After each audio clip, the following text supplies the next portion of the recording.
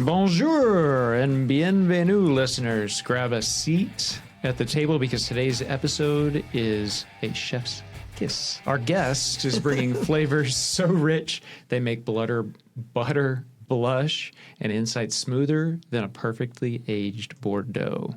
I expect the conversation to be layered like a croissant, sharp like a fine fromage, and guaranteed to leave you saying encore. So pour yourself a little café au lait, loosen that beret, and prepare for a chat that's less fast food and more haute cuisine. Mes amis, welcome back to the MB2 Underground. I'm your host, Jonathan Tyroch. And I'm Joe Fox. Parlez-vous français, Monsieur Tyroch? No, not even a poquito. That's me with Spanish, not French. There was actually another French word that came up, and I just took it out because I was like, I don't know how to do this. I'm going to botch it. Yeah. ChatGPT is very helpful for this. I mean, I don't want to give away my secret, but it was. Gosh. I did try to work in a Zidane or Thierry Henry. Dude. That's more my speed reference, but I figured, I'll leave it with the I think we ought to talk about it. Wasn't one of those guys that headbutted somebody? That was Zidane. Yeah. The World Cup final. Mm-hmm. Wow. Yeah. Well, another incredible intro, man. Thanks. That's impressive. It's not easy to do. Trying to live up to Sarah Reed's level. Those shows are hard to fill. Well, look, man, we got another cool, exciting, very interesting guest. We have a mostly U.S.-based listener following, and so it's you don't always, think this one's going to be U.S. based? I don't know. It gave that away. Special to get an international perspective on anything in life, right? But especially dentistry, especially business. I spent a little time in college, studying abroad, and it blew my mind, changed kind of my world. So we've got an awesome guest. I'm excited to introduce, without further ado, the EVP, Executive Vice President, Head of Enterprise Solutions at Straumann Group, coming all the way from Paris, Miss Sara Dalmasso. Bonjour. Welcome. Thank you for being here. Bonjour. So to kick us off, your pre-show notes were awesome, and we really appreciate it. It's super helpful to have those and to get to know you a little bit better. But I lived in Germany for a little while, Freiburg, not far from Basel, so I'd hang out in Basel and Alsace and places like that. And one of the cool things about my experience was the European philosophy on meals. And you brought that up in your notes. And so I just wanted to ask you, can you kind of give the Americans kind of a rundown of how the French view the concept of meals? So first, thank you so much for having me here. Thank you for coming. This is awesome, and I love it. And thanks a lot for your great introduction. That was perfect. So meals in France, it's kind of part of the culture. Yeah. So we don't think about meals as feeding yourself. It's the whole concept. It's when the family gets together. It's when the friends are getting together. And meals can actually last for a very, very long time. Something I wanted to write actually in my notes, but I just thought I would not because then it would, take forever, is I think France is a place where we talk about food, having lunch or dinner. It's always about you're just thinking about your next meal, about your next experience, about while having food, which is a bit awkward because you might think about you're feeding yourself and then you want to move on to something else. No, you're just about talking about the next restaurants and the next food you had or the last meal you had. It's kind of really the place where people talk. It's a social event, which you prepare a lot because the cooking is also part of the experience. Yeah. And then after that, you talk about what you had eaten and what you're going to do next and so forth. I like how you said that the food is part of the meal, but it is not necessarily the focal point of the meal. It's just it's like a accessory to the experience. That's cool. Yeah, it's so fascinating. It's so different. Like the American view, typically for us, I've got a few kids, and it's about nutrition, just getting it in, getting the fuel, and it's so much less. We try to enjoy the experience, but it's just hard. Yes. And really, it's about when we're thinking about seeing friends, it's always about having dinner or having lunch.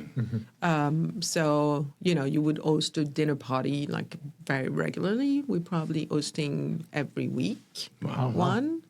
And then, people will show up around 7 and then they would leave, I don't know, probably late in the night, like 2 a.m., 3 a.m. sometimes. After how many bottles of Bordeaux?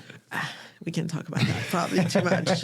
Probably too much. But that's also part of it. You have the aperitif, and then it can last for a few hours. You've already, done a couple of bottles or something like that. And then the entrée, the starter, which is called an entrée in French. Okay. And then the main course. Then you're going to have cheese, of course, and then you're going to have desserts. Why is the cheese after? Like I think of the cheese being the starter, appetizer, right? Kind of like the Also charcuterie. aperitif. Yeah. So you could have cheese for appetizer, but in France there is, I think, 539 different types of cheese. Wow, unreal. Yeah, that's a lot. Yeah, I mean, don't quote me on that one because I don't know if the number is, but it's a lot. I don't know if you noticed, I wrote that number down, and I'm going to have to go research it. It's a Just craft. kidding. In and I'm of just itself. kidding. Like it's a craft. Wow. So it's part of the culture that you have it on its own. Okay. So we don't usually have that, you have that with bread. Obviously, bread is also big in France. So the baguette.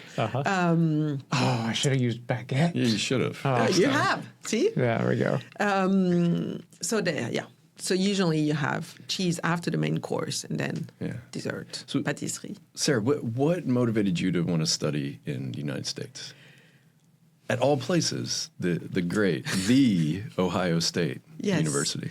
That's a very good question and a funny one. So, to be truly honest, the business school I was attending in France offered 2 years of exchange program in a lot of places in the world. My first appeal was, okay, I'm going to go to somewhere really cool, and I wanted to go to Mexico or Thailand or some exotic places or more exotic places. And then my dad told me, if you are we're talking about 25 years ago. Yeah. 90s, late 90s. Early 20. Okay, early 2000s. I was going to say 25 years ago would have been 2001. Yes, but exactly. You're not into math, so it's all right. And he said, yeah, maybe the U.S. would be a good thing. The world is really moving on with English being the business language. So it would be good. So I said, okay. Then, we thought a lot about it. And then I wanted to pick. So, of course, I wanted to go to New York or LA. And then we kind of decided that maybe it would be best if I was going to a place where I wouldn't meet too many Europeans and French people. So I can really learn English and be really integrated and It's actually and really get the smart. American experience. So we picked Midwest and we picked Ohio, which I had no clue where it was and what it meant. And then I came across this wonderful city of Columbus, which I've never heard of. Yeah. So I went to Columbus and then to Ohio State, and then realized how great it was, right? And how important it is in the U.S. and how a fantastic university it was. Yeah. So I actually started in Dayton in Wright State University, and then I transferred to Columbus. But it was interesting. I'll tell you what, I think that the thought process to get to the United States and then to pick somewhere in the Midwest. Of course, I was going to joke, of course you picked Ohio of all places, but Columbus is a really charming place. Like, I love Columbus. I've had a chance to go there a handful of times for work, but it's really, really cool. It's a big, small city or a small, big city. I don't know how exactly I would describe it, but it's a great place. So and it's a wonderful university. It is. I mean, think about it. I'm born and raised in Paris. I've only traveled for leisure. I've never been to the U.S. And so what I can relate to is what I see on TV or what I'm hearing of. So it's the New York, it's maybe Miami, it's maybe, L.A. or San Francisco, something like that. But so this was my idea of the U.S. So picking Ohio and going to Columbus was definitely not the U.S. that I had in mind. Yeah. However, I had the best time ever. I met some fantastic people. I've learned a lot. I've learned a lot about the American way. And I do not regret it one second. Yeah. I really, really loved it. That's great. What do you think about American football? I still don't really understand it fully. That, you know what? That's okay. I am a football purist. No, I do Soccer, you mean? appreciate soccer. Okay, cool. I do appreciate American football. But my house, my family, we are bigger soccer fans than we are football fans. Okay, cool. Yeah. I mean, my husband and I have two boys. They're all into soccer. Good. So, the Thierry Henry, the Zidane, but this is more our generation. Yeah. And It's more their Mbappe generation. and let's see, well, Pogba, but he's kind of out on the outs. Saliba, we're big Arsenal fans, so we've got down the to. French, the historical French with Arsene Wenger and Yes. yeah, but So you were at GE Healthcare Yes. during a pretty fascinating time. This is the Jack Welch years. Yes. Tell us about that. What was that like? So, before I get there, I'll tell you how I joined GE.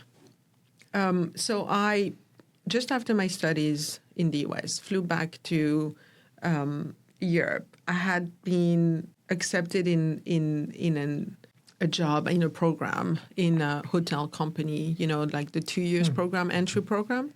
So I had everything planned, flew back from the US for the summer, and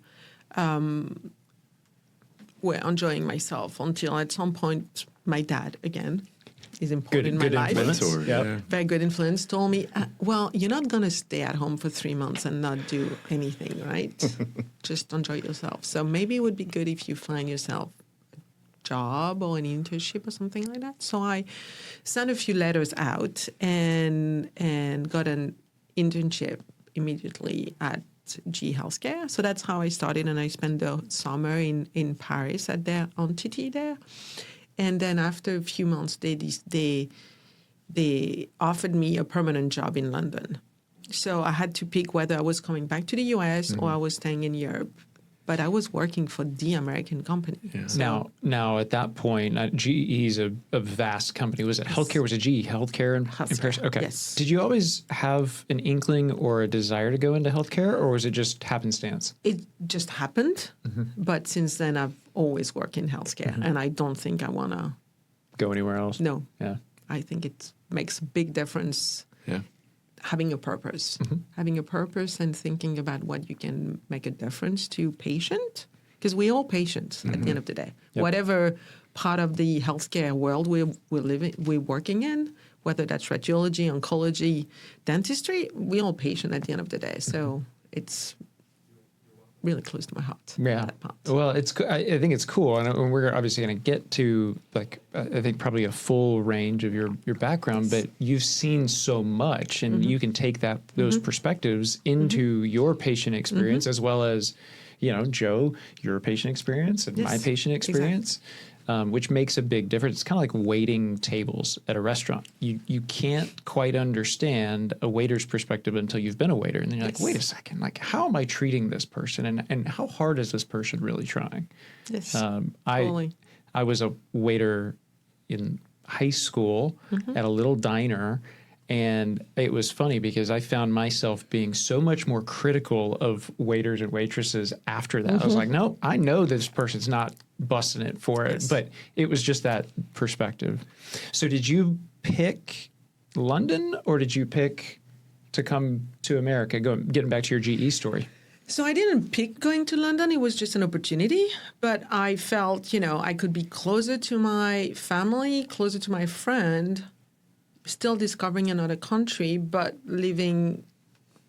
What I love about America is the meritocracy. What I didn't like about France is the hierarchical way at work. So I just thought it was a perfect blend for me, is working in an American way, an environment, still speaking English every single day, but being in a European environment and being able to be with my family and friends and so forth on a regular basis. So that's how I made my decision. And I think it was, I don't regret it. Love it. What was it like working for such a charismatic leader like Jack Welch? I mean, that guy in the 90s and the early 2000s, like he ran the world. Like He he ran was the world. on every magazine cover. He was on Yes. CNBC nonstop. Yes. Like, So what I can tell you is it changed everything. So I think what it brought to the company in terms of operating excellence, of the way that we worked, we all worked the same way in, I don't know how many companies it was at that time. At some point, it was the biggest employee worldwide. We all worked the same way. What was amazing is GE had this university in Crotonville, Leadership University, and we were going there on a regular basis. And people were coming from all diverse businesses. So you could meet people from transportation, from aviation, for NBC at the point of time, from G Capital, from healthcare. But the acronyms that we were using, or the organizational structure, or the way that we worked, were all the same. wow. So you could have that conversation, that business conversation with anyone in the crowd. It felt like they were your coworker, even if they were working on a totally different business that had absolutely nothing to do with yours. You know, when you talk about someone that is actually doing power plants or MRI, it's slightly different. But no, we actually worked the exact same way. That's so and clear. we had the fantastic similar culture and the similar appetite for operational excellence. It's like they're speaking the same language. Yes. Boom. Love it. That's Yes. cool. So from GE, you went to Omnicell? Yes. Tell us about Omnicell. So Omnicell is a company that has made its success in medication management. So basically, globally, the way that medication is managed in hospital is not optimum. So Omnicell is actually bringing a structure to make sure that patient will get the right drug at the right time with the right amount. Wow. It's pretty interesting. So you have all the way, softwares and cabinets in wards to make sure that the nurses are actually spending their time caring more for the patient than actually counting pills and preparing that. So that is actually that's actually a fantastic company. The founder is still the CEO and the chairman of the board. Wow. So that also attracted me a lot after 20 years at a very big corporate company where, you're still a person, but you are a number somehow.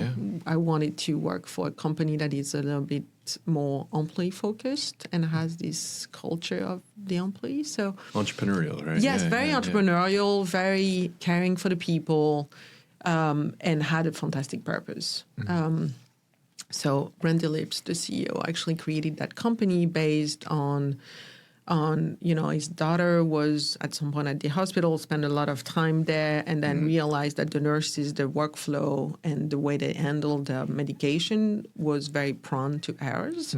So he actually created. How cool. What a neat story. That is cool. It was amazing. So what was your role at Omnicell? So I was leading everything that was not in North America. Okay. So everything from marketing, manufacturing, product management, sales, services, all of it. So that was amazing. That's great. So you go into this expansive, very, I would call it unstructured role. Did you find yourself doing both, I'll say executive level tasks, as well as very much you're like in the weeds and like just kind of next man up mentality, like we've got to go to get this done and who better to do it? I'll just get it done. So that's kind of something I learned at GE also. Okay. So at GE, if you want to be a great leader, you have to understand what people are doing. So understanding what people do and being able to be very strategic, but also very hands-on is definitely something is quite important, and it's a characteristic of a GE leader. Sure. So that was really cool also. And that helps a lot in Omnicell. I mean, everything international means that we were operating in maybe 25 different countries. Wow. We were still doing close to 400 million. So it's not was not a not small small. company. Sure. That company is actually doing close to 2 billion. Oh, wow. It's in every hospital in the US. So That's incredible. it's pretty cool. I'm always fascinated by the company. I'm using this as kind of a launching pad into, you said everything outside of North America. I'm curious how language barriers there, if there were language barriers, or how difficult was that to work through? I think the language barrier is not the most difficult because more and more people speak English globally, to be honest. I think the cultural difference is really interesting. Also, what to do and what not to do. I spent a lot of time in Saudi Arabia, for example, in my previous roles, both at GE and at Omnicell. And there, it's not about the language you speak. It's about how do you handle yourself. Can you shake hands being a woman also? It's quite, different in this culture. So can you shake hands with men? That was more complicated than language. Wow. I think language is complicated, but now, to be honest, with your AirPods, you can get direct translation of anything. So it's pretty fascinating. Yeah, I got to come clean with something, and I'll do it on the podcast. When they I guess incorporated that software, the ability to translate. I was sitting at one of my sons plays soccer, and I was sitting at soccer practice, and I put one of my AirPods in, and there was some lady speaking Spanish next to me, and I just was trying to see if I could pick up a few things. Great use case for the translator. I mean, it worked. It did not necessarily make sense to me because I wasn't really listening, but yeah, it does work. It was pretty fascinating, to be quite honest. So, Sarah, tell us more about Straumann, Swiss-based company, Basel, Switzerland. Yes. Awesome place. Have you been to Fastnacht, by the way? No. No. Not yet. Yeah, you're not a Fastnacht. Do you know Fastnacht? You're talking about. I lived in Germany. I live in Paris. It's a Swiss version of Mardi Gras, man. The furthest I've been. Awesome. The furthest I've been Carnival. from Houston. Dallas, Texas, is College Station. We're about to go to Mexico, brother. Well, yeah, but lived. So what is the origin of the company? So the origin of the company, it's a family business. Yeah. And they were big into implants. It was more starting from an orthopedic point of view, and then part of it moved to implants. So it's always been an implant-driven company. Yeah. It's been there since 70 years. Wow. So it's a pretty that's special. long time. One of our board member, Thomas Straumann, the company is named after him, right? Actually told me when I met with him that when he started Straumann, there were 15 people. Wow. And we are now close to 13,000 people. oh my gosh, that's incredible. Very worldwide. Yes. Everywhere. Everywhere. So yes, it's still feel a lot like family-owned company, even if it's publicly traded on the, Swiss stock exchange. Yeah. But so great. So implants is the core of the company, but over the last years, it evolved a lot into the digital workflows, making sure that we evolved with the digital world. Yep. We also do orthodontics aligners with ClearCorrect. There was a lot of acquisitions across the different years. I noticed on the website there were a handful of brands, I think underneath Straumann, Neodent being one, ClearCorrect being another. So it's not just implants. It's, you've... Yes, so Straumann Group is the name of the company, and then we have Straumann, which is the legacy brand of implants, which is our premium brand. Then we acquired Neodent, which is a Brazilian brand, which is now also part of Straumann Group. And then there is 2 other implant brands. One is German, it's called Medentika, and another one is French, and it's called Antogir. So we have different. See, I wrote those down, but I didn't know how to pronounce them. That's so right. see, That's see how I kicked it over? Don't try. You're going to That's botch right. it. Yes. So it's a fantastic website. One of the things that came off on the website is 2 quotes I wrote down. Culture is how we do things around here. And the second one was player-learner culture. Tell us about the player-learner culture. What is that philosophy? So the philosophy of the player-learner culture, which is definitely one of the reasons I joined Straumann, by the way, the culture, is it's that entrepreneurial culture. So we dare to dare and to try things, and then it's okay to fail because we're learning all the time. We're learning. You're learning by with your success, but you're also learning by failing, which I think it's a fantastic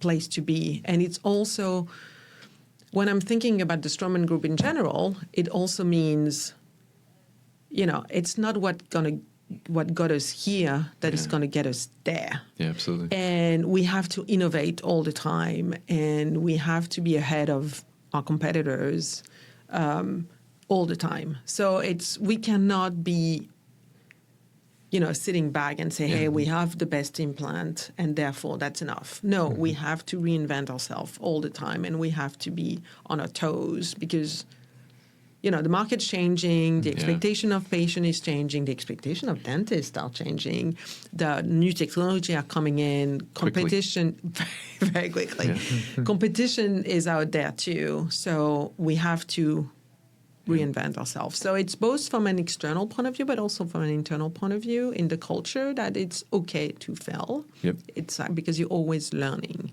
something. I think culture, clearly, as we talk about your kind of professional story, it has been, in and out, like you weave it in and out of your story at GE and Omnicell and obviously at Straumann.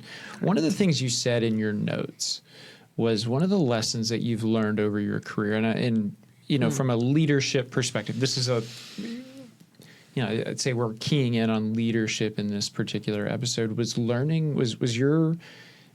you learning how to move from manager to leader, taking the experience that you had at GE, like throughout your career, like what did that transformation look like, and what are some of the biggest lessons that you think are the keys for folks that maybe are listening? They're like, okay, I'm in that spot. I'm a manager now, but I want to be, and I want to elevate myself. So how would you help somebody do that? So that's a very good question, and I think it's been Thank you. It's been quite a significant moment for me the minute I realized that being a good manager didn't mean being a good leader. It was very different. So when you are an individual contributor and you are being promoted to manager, you have a tendency to wanted people to do the things the way that you want them to do that, and being very supervising. But when you become a leader, when you want to move to become a leader, you want to help people grow. And it's very different from, I want to get to my KPIs and I want to get to my numbers and I'm going to tell you what to do to achieve what my goal is. Understanding that as a leader, you can actually get people to do more, you can develop them, you can grow them, you can elevate them, and you can do that in a very positive way, but still achieving your goals. It's a totally different game. And we are seeing, and I have been in that position, what got me successful at GE at first is because I was very organized in my operating excellence and I was executing. So it was all about execution. And you can become a fantastic manager if you are executing correctly and getting your team to execute. But you're going to plateau because you're not inspiring people, you are not growing them, they don't see you as a fantastic person that they want to work with, and so forth. So it takes some time to realize that the quality that got you that promotion is actually not the quality that's going to get you the next one. Yeah, absolutely. And you know, and you need to be more strategic, and you need to be caring more for the people and spending more time into developing them and coaching them, or deciding what is the type of behavior you need to have with them to actually help them. At some point they need coaching, at some point they more delegating, and at other point they probably need more directions, and how to being able to apply the different leadership in different situations is actually quite an important one. Yeah. Wow. So we've been very fortunate to have interviewed some folks that are on the cutting edge of Yes. dental technology, right? Florian at Vidya Health, Philippe, that we talked about dental monitoring. How do you see the industry changing in the next 5, 10, 15 years? Ooh, that's a good question. So, Hey, way to go. yes, yes. So, I think dentistry has been probably one of the latest Yep. industry to actually go digital. Yep. What we are seeing now, We still talk to dentists that are on paper charts. Yes, yes. Anyway. So if I relate back to my G days, we started to digitalize everything maybe 15 years ago. Yeah. Being able to have an MRI done somewhere, a CT scanner done somewhere, but being diagnosed in another place because the image was Yeah. sent there and, you know, stored in the cloud or not. And doing all these kind of things and looking at workflows and simplifying workflows. So I think it's happening, what is happening in dentistry has happened in other healthcare industries before. So, but at the leapfrog is so much faster. Yeah. Because we are all used to being digital in our Sure. personal life, which was probably not the case in 15 years ago. So I think there's a lot of things that's going to come up. There's this adoption of all the digital technologies and making sure that we are reducing time to teeth and being more productive and more effective in the use of the chair of the dentist. So I think it's going to open a lot of possibility for patients, but also for dentists to actually get access to this new technology. I mean, we are an implant company. We look at all type of forecasting about implants, and we know that the implant market is booming. Yep. It's booming for diverse reasons. Number one is because there's more education on patient. The technology is there. It's easier to use, so forth. But the digital part of it, having access to scanners, to intraoral scanners, to artificial intelligence design and treatment planning and so forth, is actually making it easier also to get access to that. And the group like yours is actually also making it easier to adapt because you have the financial capabilities to actually bring digital at a greater scale. So I think it's fantastic for both patient and the dentist to get there. Now, for sure, dentists that have worked their whole life with paper charts and with their assistant and doing, treatment planning by hand, it's a difficult shift. You make a good point, though, on the medical side of healthcare. And prior to my experience here at MB2, I worked on the medical side of healthcare with hospitals and health systems and physicians. And there was this, I'll say barrier to adoption. And it was more, the competing forces there were not only the understanding like the capabilities of the technology, which we still happen and we run into today, right? Because that is a frontier that is changing, especially with artificial intelligence. But back then it was also, no, we've never done it this way. I don't actually have a comfort with technology in and of itself. I think we've passed that. And now we're here saying, okay, well, how can AI help diagnose a problem better than what I've always done? Or how can we implement AI into some sort of manufacturing process, which will make our implants that much more precise. So it's a really interesting concept of technological, adoption, where now we're past the, I don't understand technology. It's no, I don't understand how this can apply quite yet. Yes. I think you're spot on. I would add also that the patient is actually taking a more active role in their health. Yeah. And therefore, they are hearing all these things. They know about technology. So when they go to the dentist, they would expect also the use of that technology. Somehow they would favor the ones that are more technology driven, I would say, than others. At the same time, we live in a world where everything needs to happen fast, very fast. So you need you gone to a football game and you broke your teeth. You want to have a replacement very, very fast, not in 3 weeks. So, That's right. So having, think about it. You could actually get into the dentist office, get an immediate implant, get an healing abutment, and then you could actually produce a teeth that would probably not be your final teeth, but some teeth immediately on a 3D printing machine. Wow. Yep.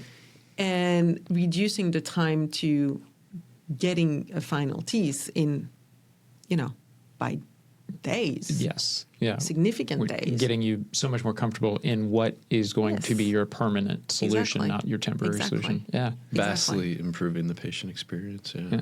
And I mean, there's so many folks throughout the world that don't have access to any dental care. And so all this technology is going to, there's a huge market out there that Yes. it makes it easier to bring it to them, right? Correct. Wow. So I have a question, and I'm going to put you on a spot a little bit here, and I'm not meaning to do this because this came to me is what you said. You've talked about the patient experience and your ability or anybody's ability in healthcare to say, wait a second, we've got a mission and this applies. Yes. What do you think the biggest challenge is right now in dentistry with the patient experience?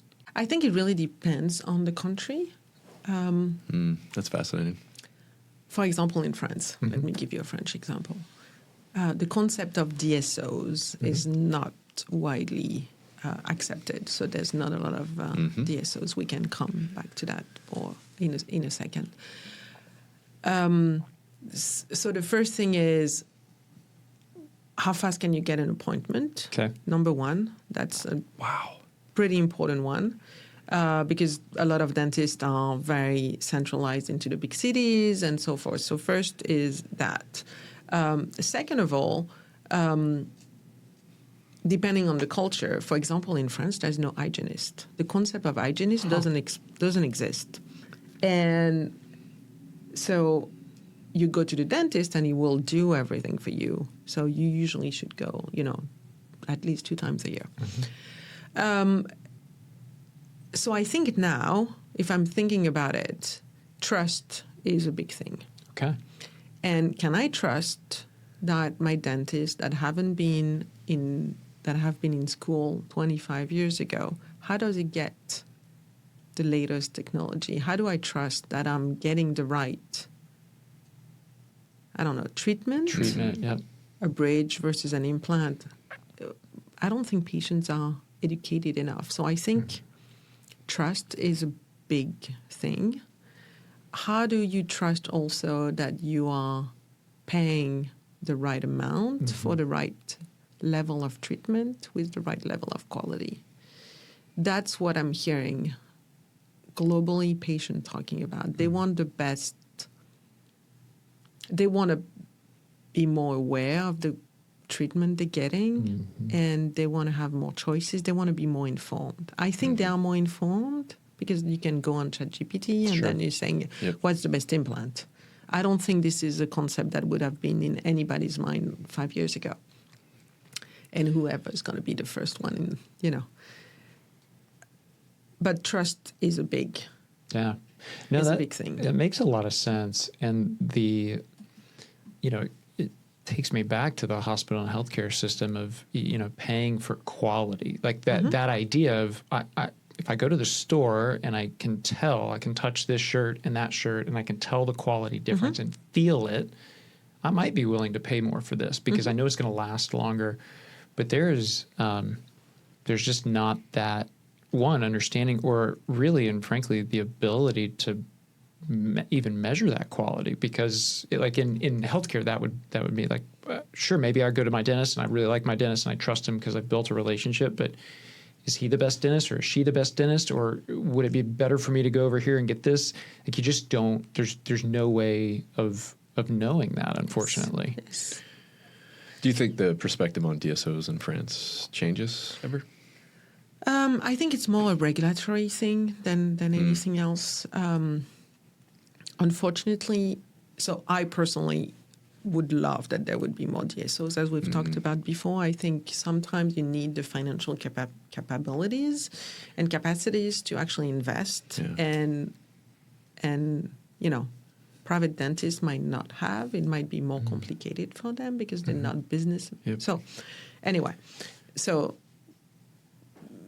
I'm hoping it will change. So it's maybe more political. It is more political. Yeah, it's because the private dentist lobbying is very strong. Syndicates is very strong, and therefore they want to keep their ability to run their life and run everything. Interesting. Well, we're coming up on time here, but before we get there and we close things out, you travel a lot. You mentioned in your notes you do a lot of traveling, both professionally and personally. Yes. I would love to know. Tell me about the process that you undertake when you travel with your family. You've got two boys, your husband. How does a trip come together for the family? We make it a project together. So we usually sitting at dinner. Yeah. Important conversation for dinner, like where do we want to go next? So we have a bucket list, and we regularly go through what we want to do. So, for example, the last trip was Tanzania. I flew back on Sunday. Oh, wow. Tanzania. And we have been talking about it for some time. I think it was more my husband and myself driving it because for the kids, they are really, they want to go to the US, they want to go to Brazil, they want to go to all these known places. But my husband and I, we've been to Kenya 20 years ago, and I remember this is the first time where we talked about having kids because we were so amazed by the animals and the wildlife, and we were just like, it would be so great to come here with kids. So if we ever have kids, we have to take them there. So that's how the whole process started. But then we actually, we go by the travel books, the destination books. Everybody reads. We all pick what we want to do, and we talk a lot about it. And then we finalize it and then go for it. And then we are now in the process of doing the photo album together. So we pick the pictures that we want to put in there, and then we create it together, review it together. So it's a process, the before and the after. It's pretty important. How old are your boys? They are 10 and 15. Oh, I love that. Awesome. Those are great ages. Yeah. So what are maybe the top 3 that are on the bucket list now? So we're thinking about going to Sri Lanka for the summer. Okay. And we have been discussing what we would do for Christmas vacation next year. And there's debate between should we go to Asia, like Vietnam or Laos, or Brazil. Wow. Kids want to go to Brazil. We want to go to Asia. We'll figure it out where we go. That's super cool. Love it. Love it. Oh. Well, Sara, we really appreciate you being here. Thank you. I loved it. Is it over already? We can talk forever. I mean, look. We may need a meal. Better than chicken minis.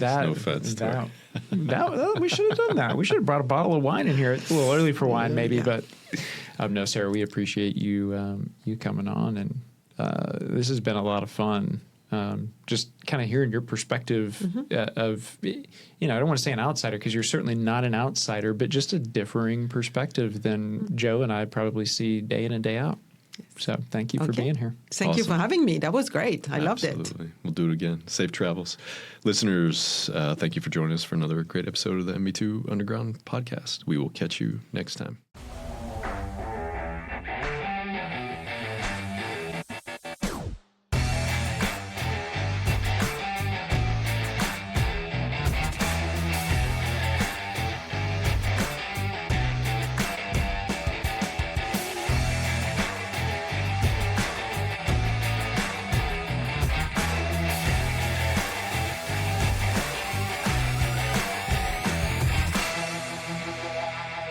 Bye.